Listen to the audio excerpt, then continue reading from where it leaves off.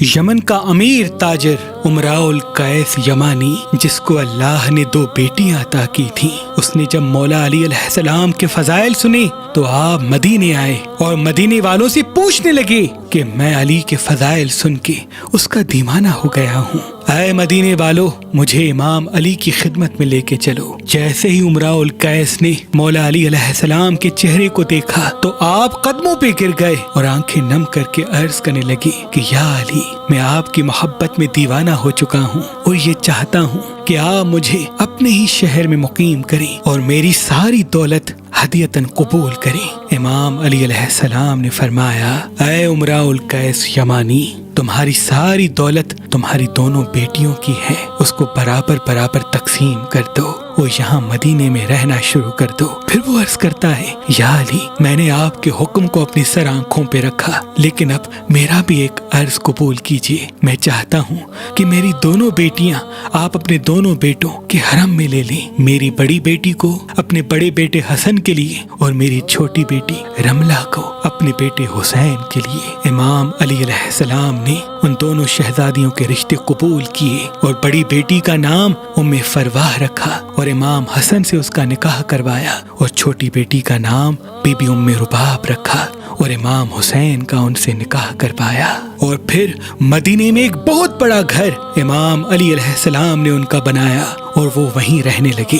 امراؤل قیس اپنی پوری دولت اپنی دونوں بیٹیوں میں برابر تقسیم کرتے ہیں، پھر وہ اپنی زوجہ کے ساتھ مدینے میں رہتے ہیں۔ آپ کی اور آپ کی زوجہ کی قبر آج بھی جنت البقیع میں موجود ہے۔ بی بی رباب امام حسین علیہ السلام کے نکاح میں آتی ہیں تو آپ کی سخاوت پورے عرب میں مشہور ہونے لگتی ہے۔ آپ کے گھر سے کوئی بھی سوالی خالی نہیں جاتا۔ بی بی رباب بہت ہی کم گفتگو کرتی تھی، یہاں تک کہ اگر کوئی آپ سے سوال کرتا تھا تو آپ امام حسین کو مسکرا کے دیکھتی تھی اور دل ہی دل میں یہ چاہتی تھی کہ اس سوال کا جواب آپ کے امام حسین خود دیں۔ اور امام حسین بھی بی بی رباب سے اتنی محبت کرتے تھے کہ جب بی بی رباب اپنے والد کے گھر جاتی تھی تو آپ فرماتے تھے کہ مجھے وہ گھر اچھا نہیں لگتا جس گھر میں رباب اور سکینہ موجود نہ ہوں۔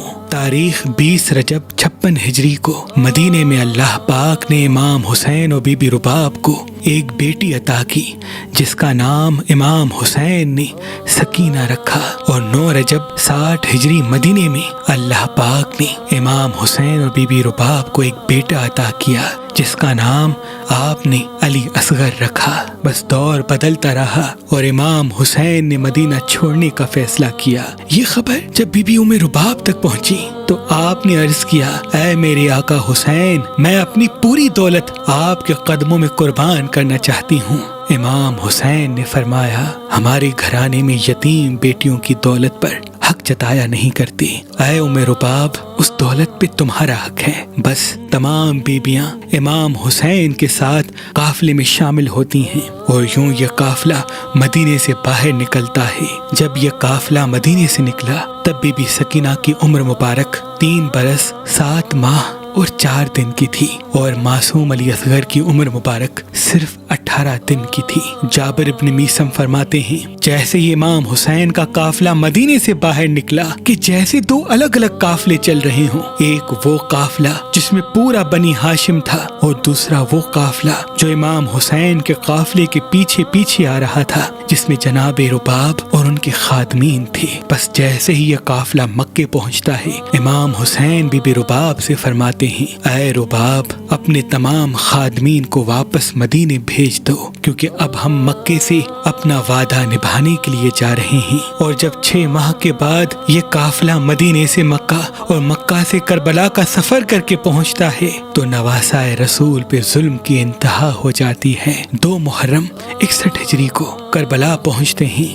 7 محرم کو آپ کا پانی بند کیا جاتا ہے اور یوں بچے التش پکارنے لگتے ہیں۔ جب 9 محرم کی رات آتی ہے تو بچوں کے خشک منہ ایسے کھلتے، ایسے بند ہوتے ہیں جیسے مچھلیاں پانی کے بغیر تڑپتی ہیں۔ بس کربلا کی مائیں اپنے بچے کو وصیت کرتی ہیں، ویسے ہی بی بی رباب علی اصغر کو سینے سے لگاتی ہیں اور کہتی ہیں، اے میرے اصغر، سب کے بیٹے جوان ہیں لیکن تیری عمر صرف 6 ماہ کی ہے۔ اے میرے بیٹے, مجھے قیامت میں اپنی دادی فاطمہ کے سامنے پشیمان نہ کرنا. کل ایسی قربانی دینا کہ قیامت تک میں سرخرو ہو جاؤں. بس صبح کا سورج طلوع ہوتا ہے, ہر کوئی شہید ہونے کے لیے میدان میں جاتا رہتا ہے, یہاں تک کہ امام حسین علیہ السلام تنہا رہ جاتے ہیں. بس آپ میدان میں آ کے کہتے ہیں, حل من ناصر ینصرنا. تاریخ نے لکھا, آسمان تڑپنے لگا, زمین ہلنے لگی, اور وہاں خیمے میں جھولے سے علی اصغر خود کو زمین پہ گرا دیتے ہیں. بیبیوں کے رونے کی آواز بلند ہوتی ہے. امام حسین خیمے میں آتے ہیں اور کہتے ہیں, اے زینب و رباب, ابھی میں زندہ ہوں, تمہارے رونے کی آواز باہر تک آ رہی ہے. اتنے میں بی بی رباب علی اصغر کو گود میں اٹھا کے امام حسین کے پاس لے کے آتی ہے اور کہتی ہے, اے میرے آقا, جیسے ہی آپ نے کہا کہ ہے کوئی مجھ غریب کی مدد کرنے والا, اس بچے نے اپنے آپ کو جھولے سے گرا دیا.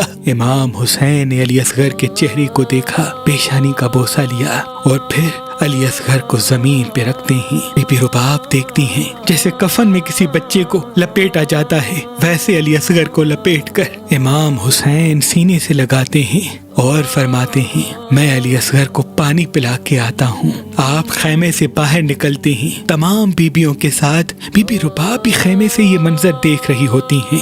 امام حسین فوج یزید کے سامنے آ کے کہتے ہیں, اے میرے نانا کی امت, میں تمہارے رسول کا نواسا حسین ہوں اور یہ معصوم میرا بچہ 3 دن کا پیاسا ہے. اگر تمہاری دشمنی ہے تو مجھ سے ہے. اس معصوم بچے نے تمہارا کیا بگاڑا ہے؟ مجھے اس بہتی ہوئی فرات سے, جہاں سے مسلمان, کافر, یہاں تک کہ تمہارے جانور بھی پانی پیتے ہیں, مجھے بھی اس بچے کے لیے تھوڑا سا پانی دے دو. 3 دن مسلسل پیاسا رہنے کی وجہ سے اس کی ماں کا دودھ خشک ہو چکا ہے. امام حسین کے یہ مظلومانہ جملے جیسے ہی فوج یزید نے سنے تو وہ اپنے چہروں کو چھپا کے عمر بن سعد کو دیکھنے لگی اور کہنے لگی, اللہ کی لعنت ہو تم پر, تو ہمیں بچوں سے لڑنے کے لیے یہاں لے کے آیا ہے. اس بچے کو پانی دو ورنہ ہم تیرا لشکر چھوڑ کے جاتے ہیں. عمر بن سعد نے جیسے ہی دیکھا کہ یہاں بغاوت کا ماحول پھیل رہا ہے, وہ فوراً دوڑ کے حرملہ کے قریب جاتا ہے اور کہتا ہے, اے حرملہ,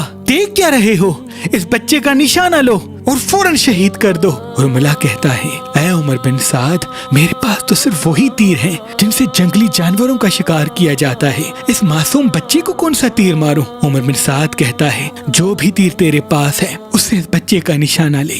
بس حرملہ نشانہ لیتا ہے, جیسے ہی نشانہ لے تیر اس کے ہاتھوں سے گر جاتا ہے. دوسری مرتبہ کوشش کرتا ہے, تیر اس کے ہاتھوں سے پھر سے پھسل جاتا ہے. جب تیسری مرتبہ بھی ایسا ہوتا ہے تو عمر بن سعد غصے میں کہتا ہے کہ تو عرب کا سب سے بڑا نشانے باز ہے اور تجھ سے یہ بچہ نہیں مارا جاتا. عمر بن سعد کہتا ہے, میں جیسے ہی بچے کا نشانہ لیتا ہوں تو پیچھے خیمے سے ایک بی بی قرآن سر پہ رکھ کے روتی ہے, شاید یہ اس کی ماں ہے. عمر بن سعد کہتا ہے, تو خیموں کی طرف نہ دیکھ, بس بچے کو شہید کر دے. تاریخ نے لکھا, اس تیر کی 3 نوکیں تھیں. جیسے ہی حرملہ علی اصغر کا نشانہ لے کے تیر چلاتا ہے, اس تیر کی ایک نوک علی اصغر کے ایک کان کو چیر کے دوسرے کان سے باہر نکل جاتی ہے. دوسری نوک گلے کو چیر کے امام حسین کے بازو پہ آ لگتی ہے اور تیسری نوک علی اصغر کی کمر کو چیر دیتی ہے.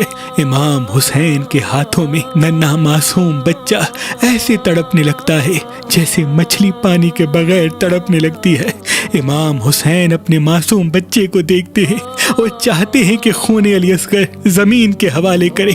زمین روک کے کہتی ہے, اے نواسا رسول, اس معصوم بچے کا خون ہم پہ نہ پھینکیے گا ورنہ قیامت تک ہم سے اناج نہ اگلے گا. امام حسین چاہتے ہیں کہ اس معصوم بچے کا خون آسمان کے حوالے کریں تو آسمان رو کے کہتا ہے, اے نواسا رسول, اس معصوم کا خون ہماری طرف نہ پھینکیے گا ورنہ قیامت تک پانی نہ برسے گا.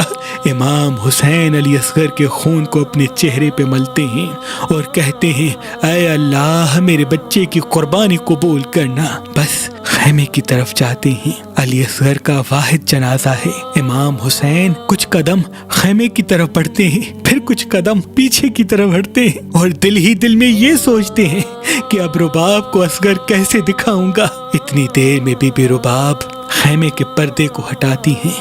امام حسین نے جیسے ہی بی بی رباب کو دیکھا تو فرماتے ہیں, اے رباب میں کون ہوں؟ بی بی رباب فرماتی ہیں آپ میرے آقا ہیں، مولا ہیں، میرے وارث ہیں۔ امام حسین اپنی آنکھیں نم کر کے اپنی ابا کو جیسے ہی ہٹاتے ہیں بی بی رباب چیخ کے روتی ہیں اور کہتی ہیں اے اللہ، یہ کیسے ظالم لوگ ہیں کہ 6 ماہ کے بچے پہ بھی رحم نہیں کرتے۔ امام حسین نے بی بی رباب اور معصوم سکینہ کو دلاسا دیا اور پھر فرمایا اے رباب، خیمے کے پیچھے اس معصوم بچے کی قبر بنا دیتے ہیں۔ امام حسین اپنے معصوم بچے کو ذوالفقار سے قبر کھود کر کربلا کی گرم زمین میں دفن کر دیتے ہیں اور میدان کی طرف پلٹ کے شہادت کا جام پی لیتے ہیں۔ بس شہادت امام حسین کے بعد فوج یزید نے خیام کو جلا دیا، بیبیوں کے سروں سے چادروں کو لوٹ لیا۔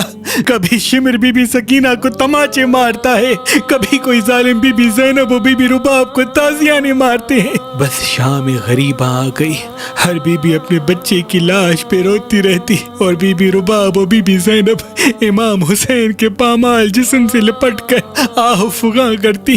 رات ڈھلنے لگی اور 11 محرم کا سورج طلوع ہوا۔ عمر بن سعد نے کہا تمام شہیدوں کے سر کاٹو، اب ہمیں کوفے سے ہوتے ہوئے شام تک جانا ہے اور یزید کو یہ دکھانا ہے کہ ہم نے آل محمد کے بڑے اور چھوٹے کسی بھی جوان پہ رحم نہیں کیا، سب کے سر کاٹے جاتے ہیں اور نیزے پہ سوار کیے جاتے ہیں۔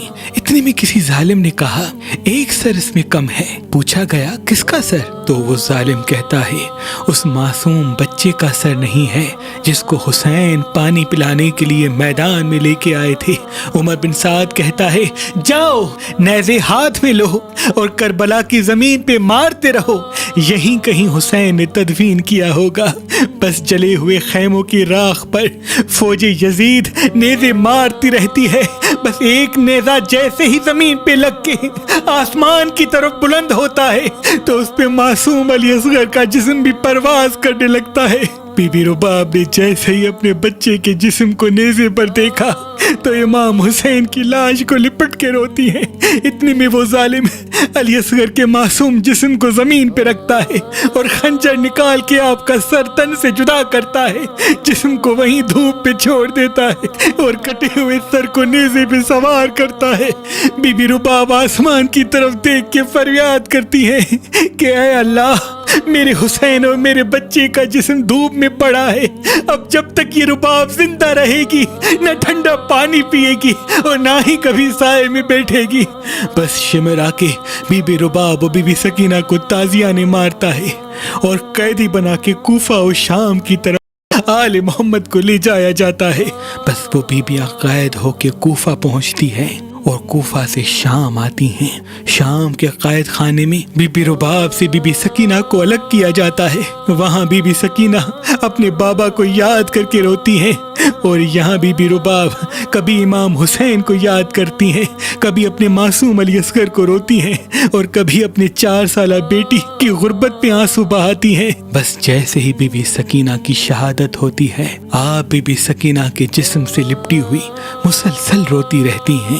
امام سجاد علیہ السلام نے 3 دنوں کا پانی قید خانے میں اکٹھا مانگا تاکہ وہ بی بی سکینہ کو غسل دلوا سکیں۔ بس جیسے ہی بی بی زینب اور بی بی ام رباب اور بی بی فضہ مل کے بی بی سکینہ کو غسل دیتی ہیں، اتنی دیر میں بی بی رباب چیخ کے روتی ہیں، بی بی زینب ان کو دلاسا دیتی ہیں۔